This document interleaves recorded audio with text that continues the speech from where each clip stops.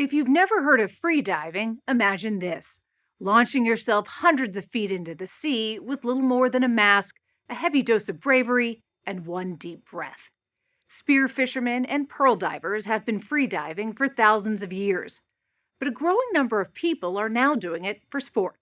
There are hundreds of competitions around the world with athletes testing their limits and good sense by diving as deeply as they can without scuba gear. You may remember our Bob Simon gave us a first glimpse into that world 9 years ago.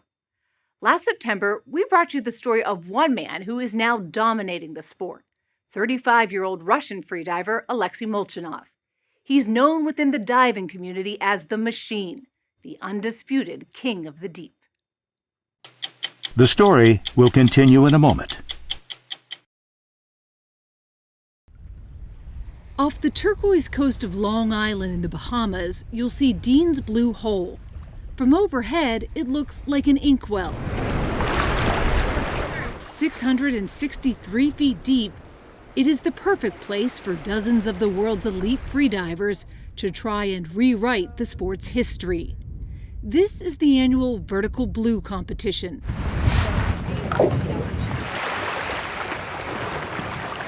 We went there to meet Alexey Molchanov.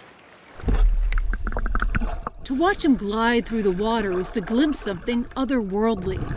He looks part golden Poseidon, part porpoise, kicking from the sparkling blue water into the dark.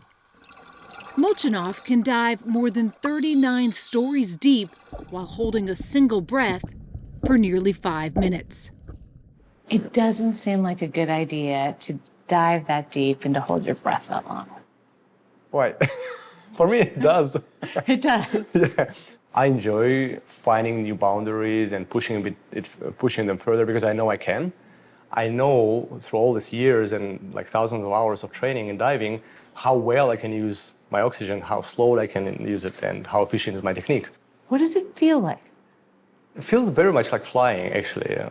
Very much like freedom, just pure joy of flying, like staying and feeling no urge to breathe. But you're enjoying it. Yeah, it's like without joy, it doesn't work. We were given the sports equivalent of a sideline pass. Our photographers circled beneath the surface as freedivers tested themselves in 4 disciplines, with or without fins, with or without the use of a rope to pull them down. Going into last year's competition, Molchanov held the world record in 3 of the 4 disciplines and wanted to break them all. We watched as he prepared for his most ambitious dive attempt, 430 feet, more than the length of a football field. 3, 2, 1, half time. With judges looking on, he takes in his final breaths.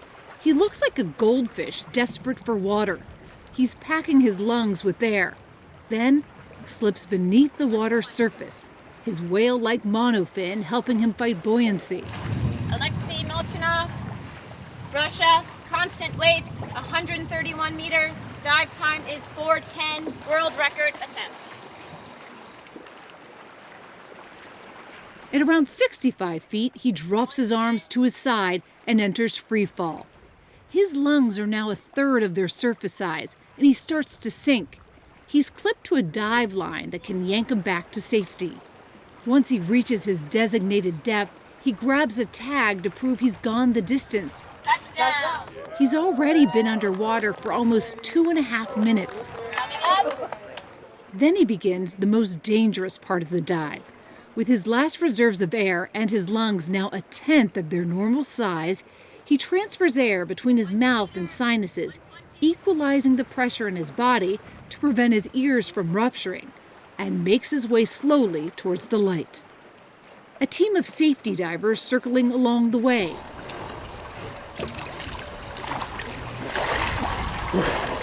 But that's not it. He then has to prove he's alert, not disoriented by the water's crushing pressure, by giving the OK sign within 20 seconds of surfacing and then presenting his tag.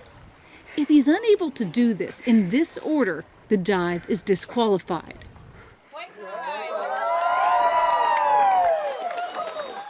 Molchanov does it. diving 430 feet for 4 minutes and 33 seconds, setting a new world record with a single breath. In freediving, during the dive, it's very important to be zen. It's very important to be relaxed and not to think about the goal, how far deep you want to go, because that will damage your mind state in the current state where you need to stay, to be very focused, very still, and relaxed. People think of freediving as this very extreme sport. How dangerous is the sport of freediving? The most dangerous side of freediving, I would say, is if you would go out to the sea and freedive alone, then that's very dangerous because there is a risk of blacking out underwater. Blackouts happen when divers push their limits too far and oxygen reserves are drained, a fate that claims the lives of about 60 recreational freedivers each year. That's something the world of competitive freediving has worked hard to prevent by adding safety divers, underwater monitoring, and doctors at every event. There's only been one death during a competition in the last 20 years. Have you ever had a blackout? I had. When I was beginner freediver, I would be very stubborn and I would push it to the end. I wouldn't listen to the signals my body gives to me. And now I would have much better awareness of what's going on. When I was sitting out there watching you guys dive and I was watching the competitors, a lot of them would come up. They would gasp for air. And you emerged from the water and you smiled. I think that's an essence of being able to do really deep dives and records. Like, it's very hard to do those deep dives being stressed. It would look from outside that it's really easy, but it's not. Of course, like, by the time I finish my dive, it's hard, my muscles are tired, they're heavy, they're sometimes burning, muscles will be burning, and like I would feel that, but still I surface and I train this positive mindset. So I do a couple of recovery breaths. And then just this difference between a few seconds before and now, like when I got those couple of breaths, is so big that it just gives so much joy. Alexey Molchanov's famously easy temperament is how the machine earned his other nickname, the Golden Retriever. All right. What's it like to compete against him? For me, it's like a dream. All the time he's laughing or smiling. All the time he enjoys the life. And it's beautiful. Arnaud Giral and Camilla Jabert are friends and competitors with Molchanov. Jabert holds a national record for Mexico. And Giral has French records to his name. What makes him so good? That is a very good question. I think it's experience. He has a very sportsman mindset. So this confidence in himself, in his training, on what he believes, on growing the sport. He is also encouraging and pushing other athletes to become better. 26-year-old Giroux is one of the only divers to have beaten one of Molchanov's records. Do you push each other, do you think? Yeah, we push it. Not too much because I'm less competitive to him. I'm more romantic to Alexey. He's more competitive, you're more French. Exactly. Only a Russian might think this was a good idea. In 2020, Alexey Molchanov swam beneath a frozen quarry outside of Moscow. Holes were cut in the ice in case he needed to surface, but he held his breath for nearly 3 minutes, swimming nearly 600 feet across. Last spring, he stepped into the ice in Siberia for a swim. It was 14 degrees outside when he broke another world record, the deepest dive under ice with fins. On a single breath, Molchanov swam to 262 feet deep in 37-degree water. Okay. That does not sound joyful to me. That was not. It wasn't as joyful as here, for sure. And does the cold add additional stresses to your body? It does. It makes the face numb, and you lose heat very fast, and it gives you a very short period of time when I was able to dive, and I need to focus fast. Molchanov gets dive ready on land. He does daily stretches and deep breathing exercises, something he calls lung gymnastics, to build diaphragm, rib, and back mobility. I would just demonstrate. It's inhale, full inhale, and then it's relaxation. And then there's this portion in the neck and in the mouth, which I just grab and then I push it in the box. Researchers who studied Molchanov and the impact of freediving on his body estimate he takes in 2 gallons of air before a dive. It's a technique he learned from his mother, Natalia Molchanova, considered the greatest freediver of all time. She came to the sport at 40 years old after a successful swimming career in Russia.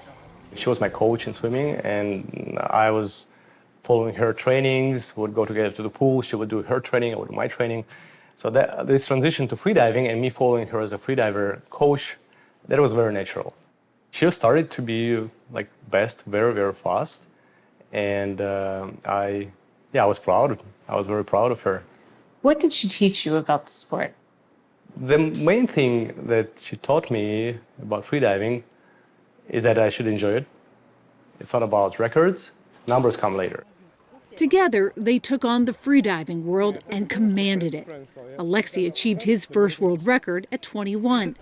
By the age of 53, his mother Natalia held 42 world records and 24 gold medals. In 2015, she was teaching a freediving lesson off the coast of Spain when she disappeared. Her body was never found. At that point, you kept freediving. No one would have blamed you if you said, you know what, I'm done. Why'd you keep going? I felt that freediving is actually the best thing for me to do.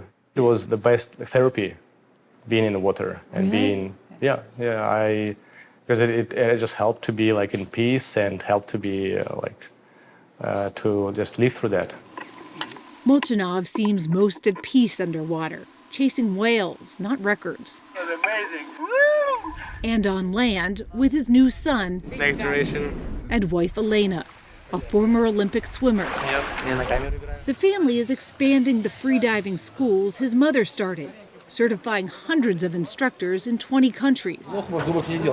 And as the sport grows, Alexey Molchanov seems confident about his place in it. At 35, he holds 24 world records. You don't think you've reached your limit to freedive as deeply as you could? No, I don't think that. I know with all the skills I have, with all the mind control I have, I can go deeper. So because I can, then I will.